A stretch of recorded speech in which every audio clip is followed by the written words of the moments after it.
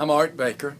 I'm a former football coach at high school and college in South Carolina and outside of South Carolina.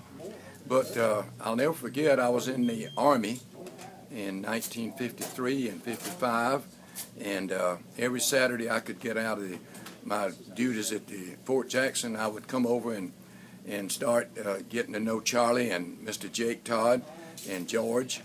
They were great friends of mine coming up. In fact, I was keeping in touch with them because they knew I wanted to coach, and they helped me get my first job at McCall, South Carolina. And I don't know whether to thank them or not. My first salary was $3,600 a year, and we had 3 children already. And but it worked out good and helped me get my second job, which was at Newberry High School. And then even they were involved.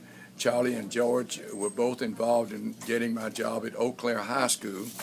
And I'll never forget when I was at McCall, they didn't have much money, and it was the lowest classification in football in South Carolina. And the coach had left, and nobody had cleaned the equipment, nobody had counted the equipment. I went in, I had to call Charlie out and George, and they came up, and we had to get X number of helmets, X number of shoulder pads, shoes, and so forth. And we didn't have a lot of money, but George said, well, just pay me as you can. And our principal was good enough that he followed up on that, but it was great. And I'll never forget the Saturdays that we would come up here on Saturday after our ball games on Friday, and conversations we had. Everybody was always trying to pull a joke on somebody else. You just hoped you weren't the one they were pulling it on. Harry Perone used to bring donuts.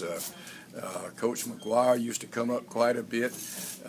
So many other people, Ben Moy, all of those people. Those are great memories, and I have nothing but the greatest admiration and respect for Todd and Moore. It's been a great institution in our athletics in South Carolina, and I'm thankful that they were, and I have so many wonderful memories from their families.